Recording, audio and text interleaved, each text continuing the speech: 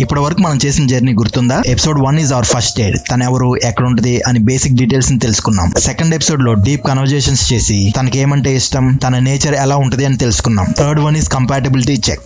RAM versus price, inches versus price లాంటి relationships ని analyse చేసి వాటి మధ్య స్పార్క్స్ ఉన్నాయో లేదో తెలుసుకున్నాం. కానీ డేటింగ్ లో ఒక బ్రూటల్ ట్రూత్ ఉంది. మీ ఇద్దరు ఎంత పర్ఫెక్ట్ గా ఉన్నా ఫ్రెండ్స్ ని కలిసాక స్టోరీ మొత్తం మారిపోవచ్చు. కొంతమంది ఫ్రెండ్స్ అయితే ఈడేంటే ఎంత నల్లగా ఉన్నాడు, మన ఫ్రెండ్స్ అందరూ మహేష్ బాబు, పవన్ కళ్యాణ్ లాంటి వాళ్ళని చేసుకున్నారు, వీడి తప్ప ఎవరు దొరకలేదా నీకు అని కమెంట్ చేస్తారు. ఇంకో టైప్ ఫ్రెండ్స్ ఉంటారు, వాళ్ళైతే మన పాకెట్ ని చూసి జడ్జ్ చేస్తారు. వీడికి ఏం బ్యాక్గ్రౌండ్ లేదు, కొంచెం ఆలోచించుకో అని తన మైండ్ లో డౌట్ సీడ్ వేసి వెళ్ళిపోతారు. కొన్నిసార్లు మన ఫ్రెండ్స్ ని బట్టి కూడా మన క్యారెక్టర్ డిసైడ్ చేస్తారు. మంచి జాబ్ ఉంటే సరిపోదు, ఎవరితో సోపతి చేస్తున్నావు ఏమో చూసుకోజరా. పిల్లని ఇయ్యాలి కదా, అవన్నీ చూస్తారు మరి. చూస్తారు. అలానే మనం కూడా తన ఫ్రెండ్స్ తో ఉన్నప్పుడు ఎలా బిహేవ్ చేస్తుంది, తన ఫ్రెండ్స్ తనని ఎంత ఇన్ఫ్లుయెన్స్ చేస్తున్నారు అని చెక్ చేయడానికి మల్టీవేరియట్ అనాలిసిస్ ని యూజ్ చేస్తాము. అప్పుడే కదా రియల్ పిక్చర్ క్లియర్ అవుతుంది. సో ఈ వీడియోలో మనం మల్టీవేరియట్ అనాలిసిస్ అంటే ఏంటో తెలుసుకుందాం. లాస్ట్ వీడియోలో మనం ఒక వేరియబుల్ తో ఇంకొక వేరియబుల్ కి ఎలాంటి రిలేషన్షిప్ ఉందో చెక్ చేశాం కదా, అంటే మనకి తనకి మధ్య కంపాటిబిలిటీ ఎలా ఉందో చెక్ చేసుకున్నాం. బట్ రియల్ లైఫ్ లో డెసిషన్స్ అలా ఉండవు. తన శాలరీ ఎంత, ఏం జాబ్ చేస్తున్నాడు, ఎక్కడ ఉంటాడు, సొంత ఇల్లు ఉందా లేదా, అలానే అబ్బాయిలు కూడా ఆ అమ్మాయి క్యారెక్టర్ ఎలాంటిది, ఫ్యామిలీ ఎలా ఉంటది, తన ఫ్రెండ్స్ ఎవరు, వాళ్ళతో తను ఎలా ఉంటది అని ఇలాంటి విషయాలన్నీ కలిపి చెక్ చేస్తాం కదా. In the same way RAM, CPU, storage, screen type లాంటి మల్టిపుల్ థింగ్స్ ని టుగెదర్ గా కలిపి ల్యాప్టాప్స్ యొక్క ప్రైజెస్ ఎలా ఇన్ఫ్లుయెన్స్ అవుతున్నాయో చెక్ చేస్తాం. దీన్నే మల్టీవేరియట్ అనాలిసిస్ అంటారు. So let's start our 4th episode, multivariate analysis. Friends ని మీట్ అయ్యాక మనకు ఒక రియలైజేషన్ వస్తుంది కదా, మనం తన గురించి అనుకున్న పిక్చర్ కంప్లీట్ కాదు అని. అలానే డేటాలో కూడా ర్యామ్, సిపియు, స్క్రీన్ రెజల్యూషన్ లాంటి కాలమ్స్ ని చూసి చాలా ఇన్ఫర్మేషన్ ఉంది అనుకున్నాం. కానీ యాక్చువల్ ట్రూత్ ఏంటంటే రా డేటాలో క్లారిటీ ఉండదు, హిడెన్ సిగ్నల్స్ ఉంటాయి. సో మనం వాటి మీనింగ్స్ ని ఎక్స్ట్రాక్ట్ చేయాల్సి ఉంటుంది. ఈ ఎక్స్ట్రాక్షన్ ప్రాసెస్ ని ఫీచర్ ఇంజనీరింగ్ అంటారు. ఫర్ ఎగ్జాంపుల్ ఈ స్క్రీన్ రెజల్యూషన్ తీసుకుందాం. ఈ కాలమ్ ని క్లియర్ గా చెక్ చేసామంటే ఇందులో మనకి డిఫరెంట్ ఇన్ఫర్మేషన్ మెన్షన్ చేసి ఉంది. ఐపీఎస్ ప్యానల్ అని, ఫుల్ హెచ్డి అని, X resolution, Y resolution, touch screen. So ఇలాంటి ఇన్ఫర్మేషన్ ని ఈ కాలమ్ నుండి ఎక్స్ట్రాక్ట్ చేసి మనం న్యూ కాలమ్స్ ని క్రియేట్ చేయాలి. సో ఇప్పుడు మనం టచ్ స్క్రీన్ ఎక్స్ట్రాక్ట్ చేసి అది ప్రైస్ ని ఎలా ఇన్ఫ్లుయెన్స్ చేస్తుందో చెక్ చేద్దాం.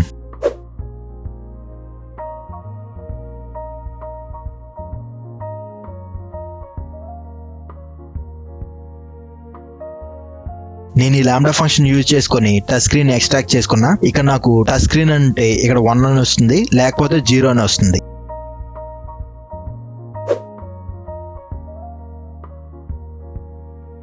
ఇక్కడ మనకి టచ్ స్క్రీన్ కౌంట్ చాలా తక్కువ ఉంది కదా, బట్ అది ప్రైస్ ని ఎలా ఇన్ఫ్లుయెన్స్ చేస్తుందో చూద్దామా.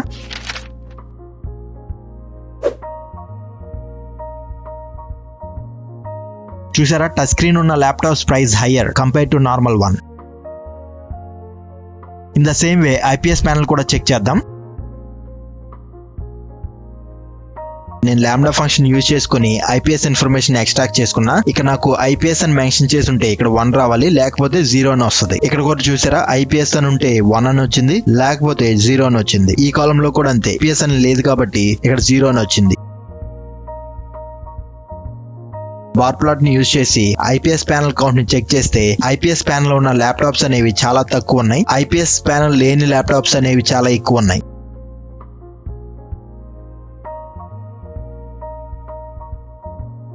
కానీ మనం ప్రైస్ వర్సెస్ ఐపీఎస్ చూసినప్పుడు ఐపీఎస్ ప్యానల్ ఉన్న ల్యాప్టాప్స్ అనేవి చాలా కాస్ట్ ఉన్నాయి when compare to non IPS panel. ఇప్పుడు మనం ఎక్స్ అండ్ వై రెజల్యూషన్స్ కూడా ఎక్స్ట్రాక్ట్ చేద్దాం.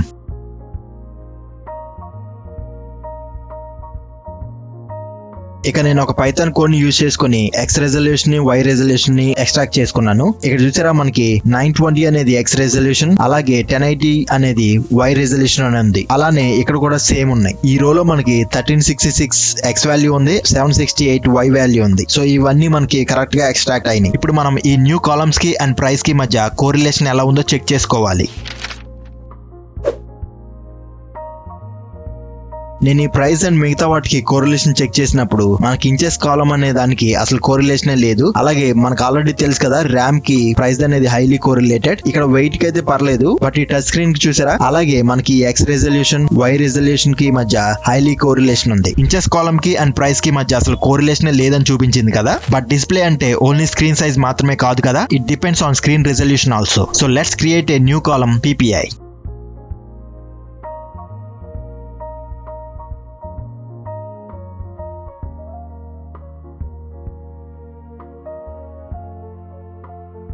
ఇప్పుడు మళ్ళీ ఒకసారి కోరిలేషన్ చెక్ చేద్దాం.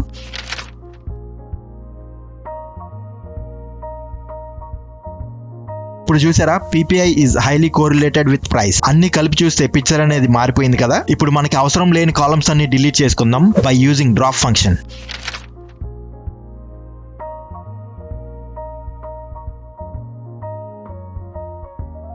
నేను ఈ కాలమ్స్ ని డ్రాప్ చేసుకున్నాను, అలాగే అవి డ్రాప్ అయినాయో లేదో క్రాస్ చెక్ చేసుకున్నా.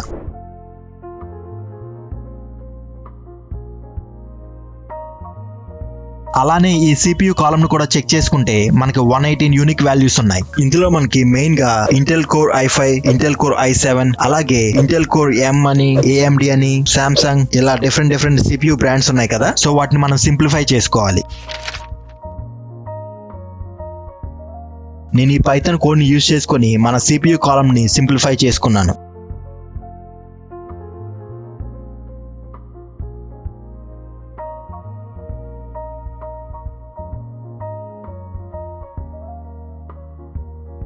అండ్ అలానే మనం ఈ బార్ ప్లాట్ ని చెక్ చేసుకున్నప్పుడు మనకి ఇంటెల్ కోర్ i7 అనేవి ఎక్కువ ఉన్నాయి. దాని తర్వాత ఇంటెల్ కోర్ i5, దాని తర్వాత ఇంటెల్ అదర్, వాటి తర్వాత ఇంటెల్ కోర్ i3 అని ఉంది. లాస్ట్ లో మనకి AMD, ఒక సామ్సంగ్ ఉంది. సో దాన్ని అదర్స్ లో వేసుకున్నాం. ఇప్పుడు మనం ప్రైస్ వర్సెస్ CPU బ్రాండ్ ని చెక్ చేసుకుందాం.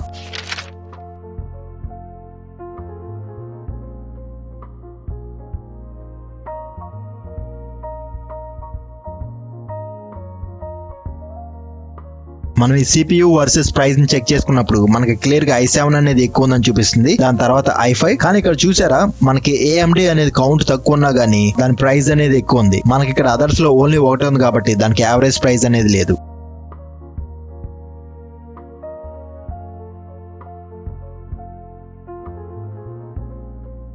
నేను ఈ CPU కాలమ్ ని సింప్లిఫై చేసుకున్నాను కాబట్టి ఒరిజినల్ CPU ని డ్రాప్ చేసుకున్నా. మెమరీ కాలమ్ లో కూడా 40 యూనిక్ వాల్యూస్ ఉన్నాయి కదా. So let's handle that also.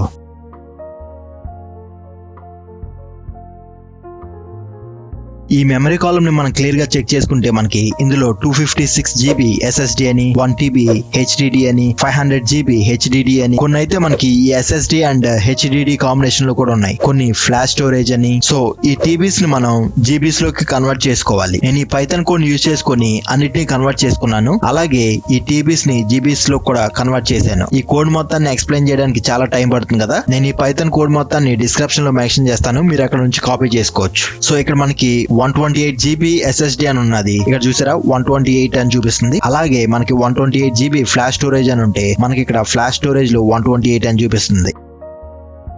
ఇక మనం ఈ శాంపుల్ యూజ్ చేసి కూడా చెక్ చేసుకోవచ్చు. 28 GB SSD అని ఉంది. సో ఇక్కడ మనకి SSD లో 128 అని చూపిస్తుంది. అలాగే 1 TB HDD అని ఉంది కదా, 1024 GB కింద కన్వర్ట్ చేసుకున్నాం. మిగతావన్నీ జీరోస్ లో ఉన్నాయి.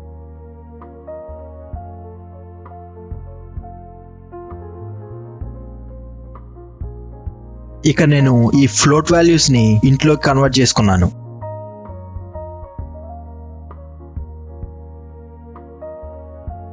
అండ్ అలానే ఈ మెమరీ కాలమ్ నుంచి నేను SSD ని, HDD ని, ఫ్లాష్ డ్రైవ్ ని, హైబ్రిడ్ ని ఇలా ఎక్స్ట్రాక్ట్ చేసుకున్నాను కదా. సో ఈ మెయిన్ మెమరీ కాలమ్ ని డ్రాప్ చేసుకున్నాను. Now we have to check the correlation with the price.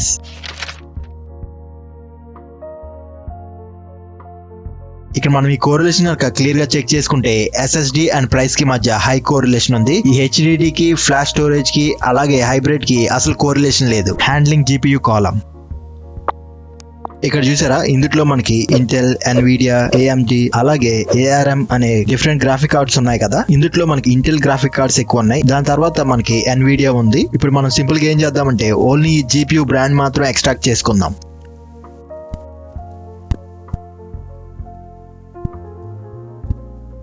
ఇక్కడ మనం ఒక పైథాన్ కోడ్ రాసుకొని ఆ కోడ్ ని మన GPS కాలమ్ కి అప్లై చేశాను. CPU బ్రాండ్ ని ఎక్స్ట్రాక్ట్ చేసుకొని వాటిని వాల్యూ కౌంట్ చేసుకుంటే మనకి ఇంటెల్ వచ్చేసి 703 ఉంది. అట్లాగే ఎన్విడియా వచ్చేసి 393 ఉంది. AMD 176 అండ్ అదర్ అని ఒకటి ఉంది కదా, అది ఓన్లీ 1 ఉంది. మేబీ అది ARM అయి ఉండొచ్చు. ఇప్పుడు అది కరెక్ట్ గా వచ్చిందో లేదో మనం క్రాస్ చెక్ చేసుకుందాం. ఇక్కడ చూసారా, ఇంటెల్ అంటే ఇంటెల్ అని వచ్చింది. అట్లాగే మనకి AMD అంటే AMD అని వచ్చింది. ఇక్కడ చూడండి ఎన్విడియా అని ఉంది, ఇక్కడ కూడా ఎన్విడియా అని వచ్చింది. AMD అని ఉంటే AMD అని వచ్చింది. సో ఇది కరెక్ట్ గానే వర్క్ అవుతుంది అనమాట.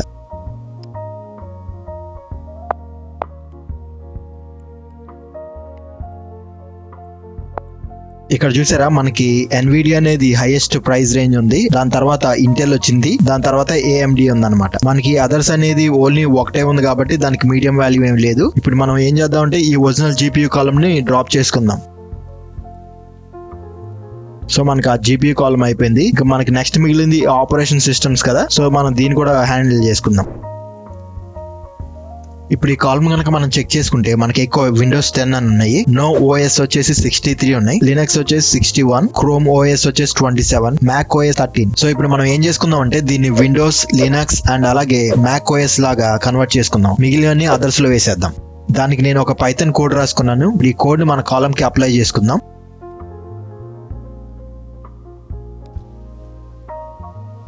చూసారా మనకి OS అనేది వచ్చేసింది. ఇక్కడ చూడండి మనకి విండోస్ 10 అని ఉన్నా గానీ మనకి విండోస్ అని వచ్చింది. అట్లాగే క్రోమ్ OS కి మనం అదర్ అని పెట్టుకున్నాం కదా, సో మనకి అదర్ అని వచ్చింది. ఇక్కడ విండోస్ 7 ఉన్నప్పుడు విండోస్ అని వచ్చింది. చూసారా ఇప్పుడు మనం వాల్యూ కౌంట్ వేసుకొని చెక్ చేసుకుంటే విండోస్ అనేది మెజారిటీ ఆఫ్ ది పోర్షన్ అనేది తీసుకుంది. అలాగే అదర్స్ అనేది 91 ఉంది, లినక్స్ అనేది 61, మ్యాక్ OS వచ్చేసి 21 అన్నమాట. ఇక్కడ మ్యాక్ OS తక్కువ ఉన్నాయి, బట్ వాటి ప్రైస్ అనేది ఎలా ఎఫెక్ట్ చేస్తుందో చూద్దాం ఇప్పుడు.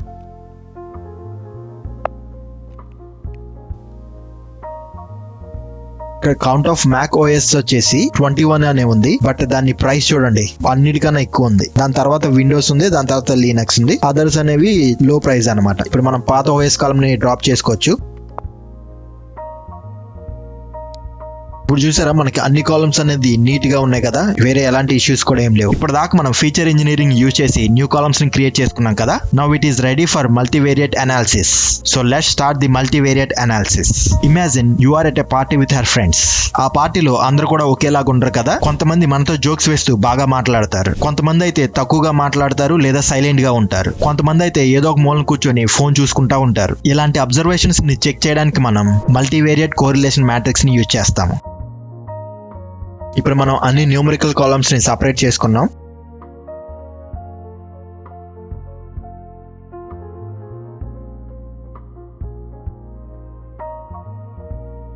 మనం ఆల్రెడీ కోరిలేషన్ లో మనం చెక్ చేసుకున్నాం కదా, SSD అండ్ RAM అనేది ఎక్కువ ప్రైస్ ని ఇన్ఫ్లుయెన్స్ చేస్తున్నాయని. అదే మనం ఇక్కడ క్లియర్ గా చెక్ చేసుకోవచ్చు. Price by CPU plus RAM. ఇప్పుడు మనం పివోట్ టేబుల్ యూజ్ చేసి price by CPU plus RAM అనేది చెక్ చేసుకుందాం.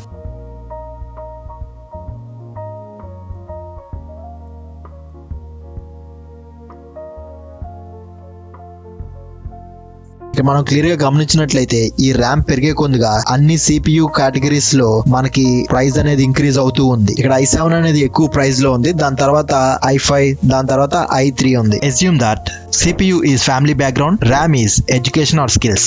స్ట్రాంగ్ ఫ్యామిలీ బ్యాక్గ్రౌండ్ ఉన్నవాడు స్కిల్స్ తక్కువ ఉన్న సర్వైవ్ అవ్వచ్చు, కానీ స్కిల్స్ స్ట్రాంగ్ గా ఉన్నవాడు మీడియం బ్యాక్గ్రౌండ్ కూడా బీట్ చేయగలడు. అందుకే i5 plus 16GB i7 plus 8GB కన్నా కాస్ట్లీగా ఉంది. Price by GPU brand plus OS. ఈ టేబుల్ చూసుకుంటే ఒక విషయం క్లియర్ గా తెలిసిపోతుంది. OS అండ్ GPU కలిసి ల్యాప్టాప్ యొక్క లైఫ్ స్టైల్ ని డిసైడ్ చేస్తున్నాయి. మ్యాక్ OS అంటే ప్రీమియం లైఫ్ స్టైల్, GPU ఎంత సింపుల్ గా ఉన్నా price is high. Windows plus NVIDIA అంటే గేమింగ్ మైండ్ సెట్, పర్ఫార్మెన్స్ కోసం ఎక్కువ ప్రైస్ పే చేస్తున్నారు. లినక్స్ అంటే ప్రాక్టికల్ యూజర్స్ అనుకోవచ్చు, వీళ్ళకి budget and control important. So laptop price is not decided by GPS alone or OS alone, but by both together, cross tab.